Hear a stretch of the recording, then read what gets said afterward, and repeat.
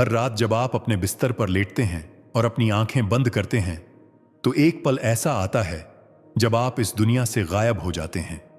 आपका शरीर वहीं होता है, सांस चल रही होती है, दिल धड़क रहा होता है, लेकिन आप यानी आपकी चेतना वहां नहीं होती। कभी आपने सोचा है कि उस समय आप कहां होते हैं? क्या नींद केवल शरीर की थकान मिटाने का एक तरीका है, या यह आत्मा की एक ऐसी गुप्त यात्रा है जिसके बारे में विज्ञान भी पूरी तरह नहीं जानता? हमारे प्राचीन शास्त्र कहते हैं कि नींद मृत्यु की छोटी बहन है, क्योंकि हर रात जब हम सोते हैं तो हम एक तरह से मर जाते हैं, और हर सुबह जब हम जागते हैं तो हमारा पुनर्जन्म होता है। लेकिन इस सोने और जागने के बीच के समय में आत्मा क्या करती है? क्या वह शरीर के पिंजरे में ही कैद रहती है, या वह उन लोगों की यात्रा पर निकल जाती है जो हमारी जागृत अवस्था से बहुत दूर हैं? आज हम उसी रहस्य से पर्दा उठाएंगे जो आपकी हर रात की नींद में छिपा है।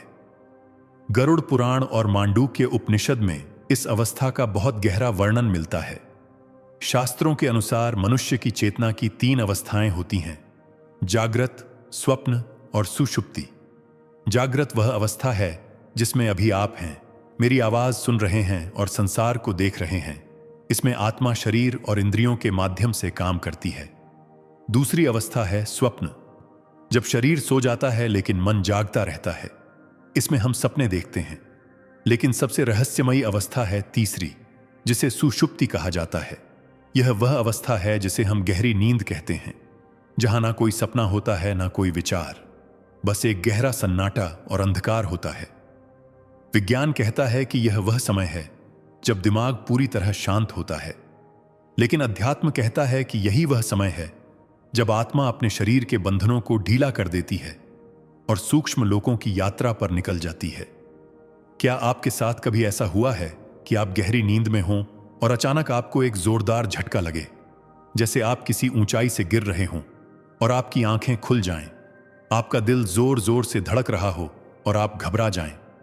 विज्ञान इसे हिप्निक जर्क कहता है और इसे मांसपेशियों का खिंचाव मानता है, लेकिन आत्म रहस्य की दृष्टि से यह कुछ और है।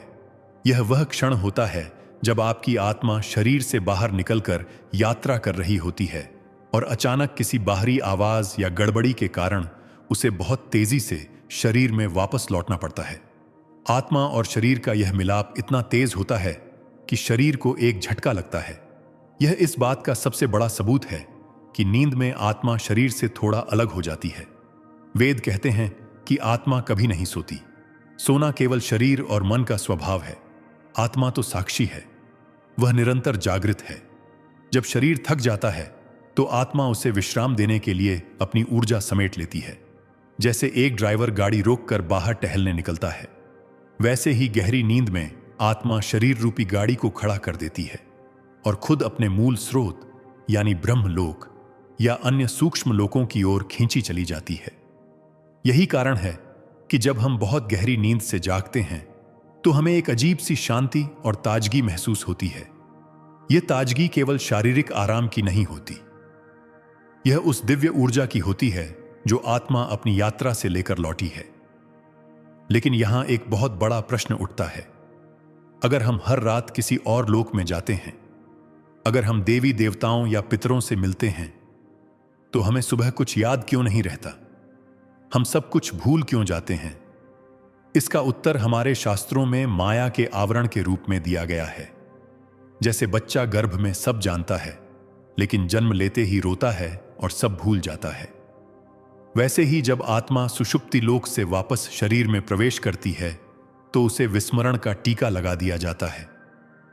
यह भूलना जरूरी है, क्योंकि अगर आपको रात की यात्रा याद रही, अगर आपको वह स्वतंत्रता याद रही जो शरीर के बाहर है, तो आप इस भौतिक दुनिया में वापस लौटना ही नहीं चाहेंगे। आप इस शरीर की सीमाओं में घुटने लगेंगे। इसीलिए प्रकृति ने यह व्यवस्था बनाई है कि आप यात्रा तो करें, ऊर्जा तो लाएं, लेकिन यादें वहीं छोड़ आएं। फिर भी कुछ यादें छूट जाती हैं, जिन्हें हम सपने कहते हैं। कभी कभी आपको ऐसा सपना आता होगा जो बहुत वास्तविक लगता है। आप किसी सुंदर जगह पर हैं, हवा में उड़ रहे हैं, या किसी ऐसे व्यक्ति से मिल रहे हैं जो अब इस दुनिया में नहीं है। और जब आप जागते हैं तो आपको लगता है कि यह सपना नहीं था, यह सच था। गरुड़ पुराण के अनुसार यह सच में आत्मा की यात्रा के अंश होते हैं। जब आत्मा शरीर से निकलती है तो वह समय और स्थान की सीमाओं से परे हो जाती है। वह पल भर में हजारों मील दूर जा सकती है। वह उन लोगों से मिल सकती है जो शरीर छोड़ चुके हैं। कई बार हमारे पूर्वज हमारे सपनों में आते हैं। वह हमें कोई संदेश देते हैं या बस हमें देखते हैं। यह केवल मन का वहम नहीं होता, यह दो आत्माओं का मिलन होता है जो एक ही स्तर पर, जिसे हम एस्ट्रल प्लेन या सूक्ष्म लोक कहते हैं, वहां मिले थे। इस यात्रा के दौरान आत्मा शरीर से पूरी तरह अलग नहीं होती। अगर वह पूरी तरह अलग हो जाए तो मृत्यु हो जाएगी। आत्मा और शरीर के बीच एक बहुत ही सूक्ष्म और चमकीला धागा जुड़ा रहता है, जिसे पाश्चात्य जगत में सिल्वर कॉर्ड या रजत रज्जू कहा जाता है, और हमारे योग शास्त्रों में इसे प्राण सूत्र कहा गया है। यह धागा अनंत लंबाई तक खींच सकता है। आत्मा ब्रह्मांड के किसी भी कोने में चली जाए, यह धागा उसे वापस उसके शरीर तक खींच लाता है। जब हम सुबह जागते हैं तो यह वही धागा है जो आत्मा को वापस शरीर के ढांचे में फिट करता है। मृत्यु के समय यही धागा टूटता है, लेकिन नींद में यह बना रहता है। अब जरा एक गहरे रहस्य की ओर चलते हैं। हमारे अर्षियों ने कहा है कि नींद में हम केवल इधर उधर नहीं भटकते, बल्कि हम अपने कर्मों के हिसाब से अलग अलग लोकों में जाते हैं। एक सात्विक व्यक्ति जो दिन भर अच्छे कर्म करता है, पूजा पाठ करता है और जिसका मन शांत है, उसकी आत्मा नींद में उच्च लोकों की ओर जाती है। वहां उसे दिव्य ऊर्जा मिलती है, ज्ञान मिलता है। इसलिए ऐसे लोग कम सोने पर भी तरोताजा रहते हैं। वहीं जो व्यक्ति दिन भर क्रोध, लोभ या हिंसा में रहता है, जिसकी वृत्ति तामसिक है, उसकी आत्मा नींद में निचले लोकों या अंधकारमय स्थानों की ओर आकर्षित होती है। इसलिए ऐसे लोग 8-10 घंटे सोने के बाद भी थके हुए उठते हैं। उनका मन भारी रहता है, क्योंकि उनकी आत्मा नींद में विश्राम नहीं कर रही थी, बल्कि वह अपनी ही नकारात्मक ऊर्जा के लोकों में संघर्ष कर रही थी। इससे यह सिद्ध होता है कि आपकी नींद की गुणवत्ता आपके बिस्तर पर नहीं, बल्कि आपके कर्मों पर निर्भर करती है। आपने महसूस किया होगा कि जिस दिन आप बहुत खुश होते हैं या कोई अच्छा काम करते हैं, उस दिन नींद बहुत गहरी आती है। और जिस दिन आप किसी से झगड़ा करते हैं या किसी को दुख पहुंचाते हैं, उस दिन रात भर बेचैनी रहती है। वह बेचैनी शरीर की नहीं होती, वह आत्मा की होती है, क्योंकि नकारात्मक कर्म आत्मा के पैरों में बेड़ियां डाल देते हैं और उसे ऊपर के लोकों में जाने से रोकते हैं। आत्मा उड़ना चाहती है, लेकिन कर्मों का बोझ उसे शरीर के आसपास ही बांधे रखता है। इसी संघर्ष को हम बुरे सपने या अनिद्रा कहते हैं। नींद में आत्मा की इस यात्रा का एक और पहलू है जिसे समझना हर साधक के लिए जरूरी है। वह है भविष्य के संकेत। क्या आपके साथ कभी ऐसा हुआ है कि आपने सपने में कोई घटना देखी हो और कुछ दिनों बाद वह सच हो गई हो? इसे हम पूर्वाभास कहते हैं। यह कैसे संभव है? अगर सपना केवल दिमाग की उपज है तो वह भविष्य कैसे जान सकता है? इसका उत्तर यह है कि जब आत्मा शरीर की सीमाओं से बाहर निकलती है तो वह समय काल से भी ऊपर उठ जाती है। वहां भूत, भविष्य और वर्तमान एक साथ दिखाई देते हैं। उस अवस्था में आत्मा आने वाली किसी घटना की झलक देख लेती है, और जब वह वापस शरीर में आती है तो वह स्मृति एक सपने के रूप में हमारे चेतन मन में रह जाती है। यह ईश्वर का तरीका है हमें सावधान करने का या तैयार करने का। परंतु सबसे बड़ा सवाल यह है कि आत्मा जाती कहां है? योग वशिष्ठ में कहा गया है कि हर रात आत्मा अपने वास्तविक घर यानी परमात्मा के पास जाने का प्रयास करती है। दिन भर हम दुनिया में खोए रहते हैं, माया में उलझे रहते हैं। हम भूल जाते हैं कि हम कौन हैं। लेकिन रात में जब इंद्रियां शांत हो जाती हैं, जब दुनिया का शोर थम जाता है, तब आत्मा को अपने घर की याद आती है। वह दौड़कर उस परम प्रकाश की ओर जाती है जहां से वह आई थी। सुषुप्ति अवस्था में यानी गहरी नींद में हम ईश्वर के सबसे करीब होते हैं। इसीलिए गहरी नींद में हमें जो आनंद मिलता है वह किसी भी सांसारिक सुख से बड़ा होता है। वह आनंद भोजन का नहीं है, वह आनंद पैसे का नहीं है। वह आनंद है अपने स्रोत से मिलने का, आत्मा का परमात्मा से मिलन का, भले ही वह कुछ पलों के लिए हो। लेकिन वही मिलन हमें अगले दिन जीने की शक्ति देता है।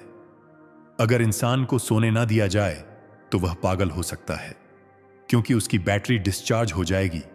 उसे वह कॉस्मिक एनर्जी या ब्रह्मांडीय ऊर्जा नहीं मिलेगी जो केवल नींद में उस लोक से मिलती है।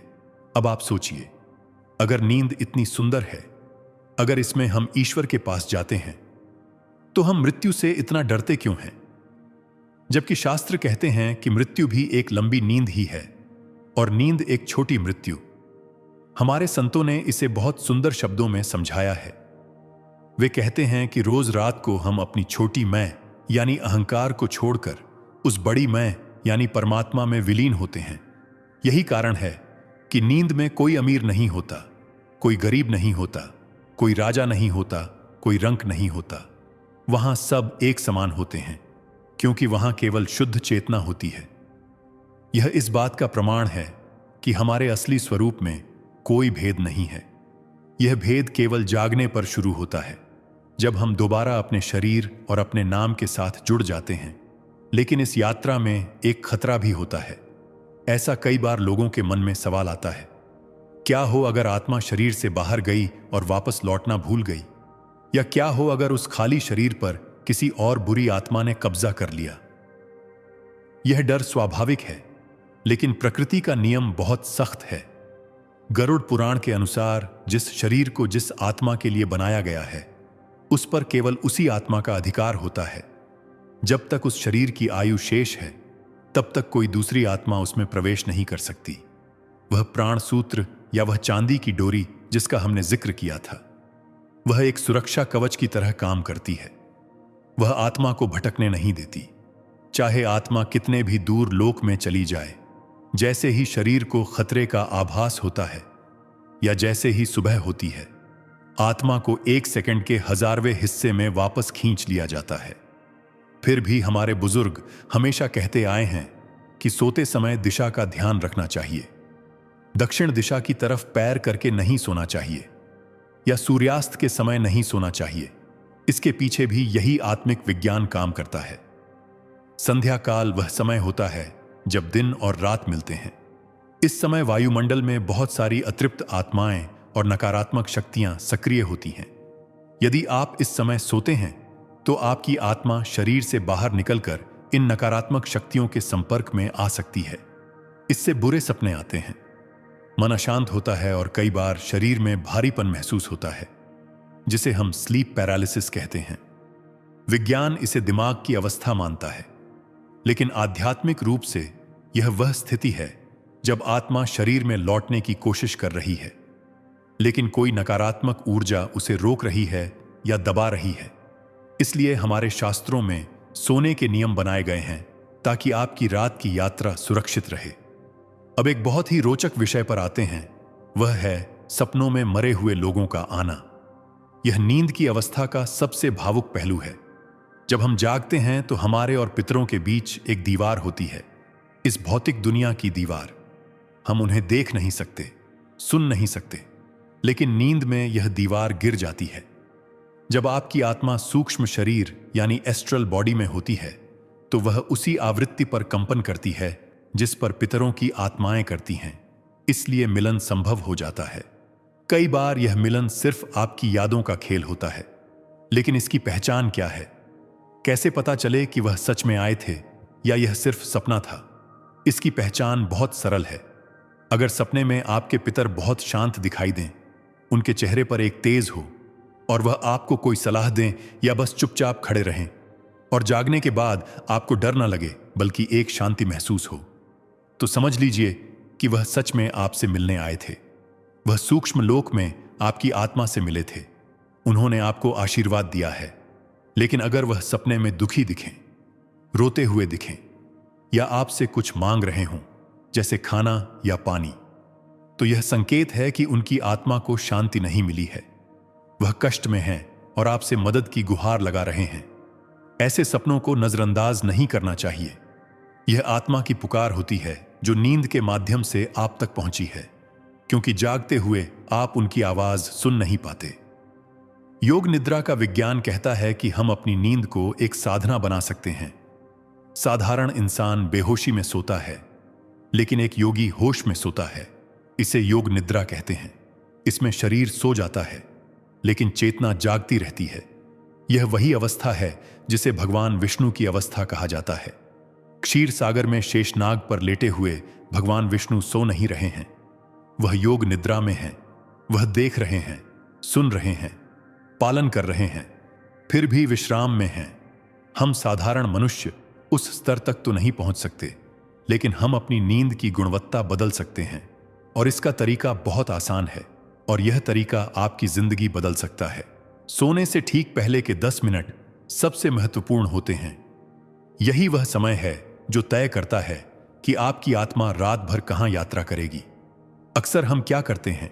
सोने से पहले मोबाइल देखते हैं, बुरी खबरें पढ़ते हैं या दिन भर के झगड़ों को याद करते हैं।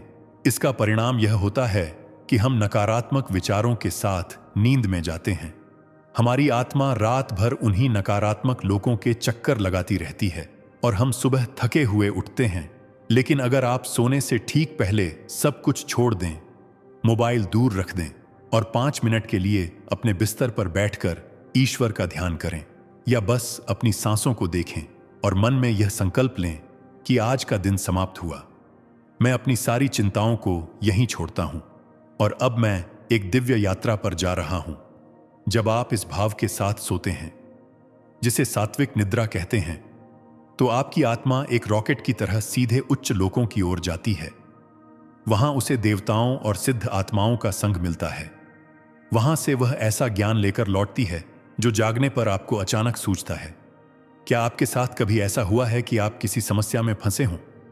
बहुत सोचा पर हल नहीं मिला, फिर आप सो गए और सुबह उठते ही आपको अचानक उसका समाधान मिल गया। आप सोचते हैं कि दिमाग तरोताजा हो गया, इसलिए हल मिल गया। लेकिन आत्म रहस्य यह है कि आपकी आत्मा रात में उस लोक में गई थी जहां सारा ज्ञान मौजूद है। वहां से वह उस समाधान को लेकर आई है। दुनिया के कई बड़े वैज्ञानिकों और कलाकारों ने माना है कि उनके सबसे बड़े विचार उन्हें नींद में या ऊँघते हुए आए। यह संयोग नहीं है, यह आत्मा की क्षमता है। लेकिन क्या नींद हर रात हमें उसी एक जगह ले जाती है? नहीं, यह हमारे भाव पर निर्भर करता है। एक मां जब अपने बच्चे के बगल में सोती है तो उसकी आत्मा रात भर उस बच्चे की आत्मा के चारों ओर एक सुरक्षा घेरा बनाकर रखती है। उसका शरीर सोता है पर उसकी आत्मा पहरा देती है। इसीलिए बच्चे के जरा सा हिलने पर भी मां की आंख खुल जाती है। यह कोई बायोलॉजिकल अलार्म नहीं है, यह आत्मिक कनेक्शन है। इसी तरह जब हम किसी से बहुत प्रेम करते हैं तो नींद में हमारी आत्माएं अक्सर एक दूसरे से मिलती हैं। इसलिए प्रेमी अक्सर कहते हैं कि उन्होंने एक जैसा सपना देखा या एक ही समय पर एक दूसरे को याद किया। नींद में दूरियां मिट जाती हैं। वहां ना कोई वीजा लगता है, ना टिकट। आत्मा बस संकल्प मात्र से वहां पहुंच जाती है जहां उसका प्रेम है। गरुड़ पुराण में एक और गहरा राज छिपा है। वह कहता है कि जो लोग मृत्यु के बहुत करीब होते हैं, यानी जिनका समय पूरा होने वाला होता है, उनकी नींद का पैटर्न बदल जाता है। वह या तो बहुत ज्यादा सोने लगते हैं या उनकी नींद बिल्कुल उड़ जाती है। ऐसा इसलिए होता है क्योंकि उनकी आत्मा धीरे धीरे शरीर से अपना बंधन ढीला करना शुरू कर देती है। वह उस लोक की तैयारी शुरू कर देती है जहां उसे हमेशा के लिए जाना है। ऐसे लोगों को अक्सर सपने में अपने मरे हुए रिश्तेदार दिखने लगते हैं। वह उन्हें लेने आने लगते हैं। यह डरावना नहीं है, यह आत्मा का स्वागत समारोह है। नींद उन्हें रिहर्सल करवाती है कि कैसे शरीर छोड़ना है, ताकि जब अंतिम समय आए तो उन्हें डर ना लगे। नींद एक वरदान है जिसे हम समझ नहीं पाते। हम इसे सिर्फ समय की बर्बादी समझते हैं। हमें लगता है कि अगर हम कम सोएंगे तो ज्यादा काम करेंगे, लेकिन हम भूल जाते हैं कि शरीर मशीन नहीं है और आत्मा गुलाम नहीं है। उसे हर रात अपने घर जाना होता है। उसे हर रात अपनी बैटरी चार्ज करनी होती है। अगर हम उसे यह मौका नहीं देंगे तो हम अंदर से खाली होते जाएंगे। डिप्रेशन, चिंता, तनाव, यह सब और कुछ नहीं, बस आत्मा का रोना है। वह चीख चीख कर कह रही है कि मुझे विश्राम चाहिए, मुझे मेरे स्रोत से मिलने दो, मुझे उस लोक में जाने दो जहां शांति है। तो सवाल यह है कि हम अपनी रात की यात्रा को कैसे सुधारें, कैसे हम यह सुनिश्चित करें कि हम हर रात नर्क या अंधकार में नहीं बल्कि स्वर्ग और प्रकाश में जाएं? इसका जवाब हमारे अर्षियों ने संकल्प शक्ति में बताया है। सोने से पहले आप जो आखिरी विचार अपने मन में डालते हैं वही आपकी रात की दिशा तय करता है। अगर आप डर के साथ सोएंगे तो डरावने लोक में जाएंगे। अगर आप कृतज्ञता यानी थैंक यू के भाव के साथ सोएंगे तो देवताओं के लोक में जाएंगे। यह आपके हाथ में है कि आप अपना टिकट कहां का कटाते हैं। इस पूरी चर्चा का सार यही है कि नींद केवल एक शारीरिक क्रिया नहीं है, यह आत्मा की मुक्ति का एक दैनिक अभ्यास है। हर रात ईश्वर हमें यह अवसर देते हैं कि हम अपने शरीर के पिंजरे से बाहर निकलकर अपनी असलियत को पहचान सकें। अगर आप अपनी नींद को सुधार लेंगे तो आपका जागृत जीवन अपने आप बदल जाएगा। तो अब सवाल आता है कि हम क्या उपाय करें जिससे हमारी यह आत्मिक यात्रा सुरक्षित और पवित्र हो। गरुड़ पुराण और हमारे बुजुर्गों के अनुसार सोने से पहले ये 3 छोटे नियम जरूर अपनाने चाहिए। पहला नियम है शुद्ध। अपने बिस्तर पर जाने से पहले अपने हाथ और पैर ठंडे पानी से जरूर धोएं। विज्ञान कहता है कि इससे शरीर का तापमान सही होता है, लेकिन शास्त्र कहते हैं कि दिन भर हम जिन स्थानों पर चलते हैं वहां की नकारात्मक ऊर्जा हमारे पैरों से चिपक जाती है। धोने से वह ऊर्जा हट जाती है और आप बिस्तर पर पवित्र होकर चढ़ते हैं। दूसरा नियम है दिशा। कभी भी उत्तर दिशा की ओर सिर करके मत सोइए, यह मृत्यु की दिशा मानी जाती है। हमेशा पूर्व या दक्षिण की ओर सिर करके सोएं। दक्षिण दिशा यम की दिशा है और जब हम वहां सिर रखते हैं तो हम यम के नियमों के प्रति समर्पण दिखाते हैं, जिससे हमें गहरी और सपना रहित नींद मिलती है। तीसरा और सबसे महत्वपूर्ण उपाय है क्षमा। बिस्तर पर लेटने के बाद और आंखें बंद करने से पहले उन सभी लोगों को मन ही मन माफ कर दें जिन्होंने आज आपको दुख दिया, और उन सभी से माफी मांग लें जिन्हें आपने दुख दिया। अपने मन से हर बोझ उतार दें। कहिए, हे परमात्मा, आज का दिन मैं आपको सौंपता हूं। मेरे अच्छे कर्म भी आपके और बुरे कर्म भी आपके। मैं अब खाली होकर सोना चाहता हूं। जब आप इस खालीपन के साथ सोएंगे तो यकीन मानिए आपकी आत्मा सीधा उस परमधाम की यात्रा करेगी जहां केवल शांति और आनंद है। याद रखिए, नींद मृत्यु का रिहर्सल है। जिस तरह हम रोज कपड़े बदलते हैं, उसी तरह नींद हमें सिखाती है कि शरीर छोड़ना कितना आसान और स्वाभाविक है। जो नींद को समझ लेता है उसका मृत्यु का भय हमेशा के लिए समाप्त हो जाता है। अगली बार जब आप सोने जाएं तो डरिए मत, बस मुस्कुराइए कि अब आप अपने असली घर जाने वाले हैं। अगर आज की इस वीडियो ने आपको अपनी नींद और आत्मा को एक नए नजरिए से देखने में मदद की है तो नीचे कमेंट में लिखिए, मैं शांत हूं। इस वीडियो को अपने उन दोस्तों और परिवार वालों के साथ शेयर करें जिन्हें बुरे सपने आते हैं या जो नींद की गोली खाकर सोते हैं। शायद यह ज्ञान उनकी रातें बदल दे। और ऐसे ही आत्मिक रहस्यों को जानने के लिए चैनल आत्म रहस्य को सब्सक्राइब करना न भूलें। शुभ रात्रि, शुभ यात्रा।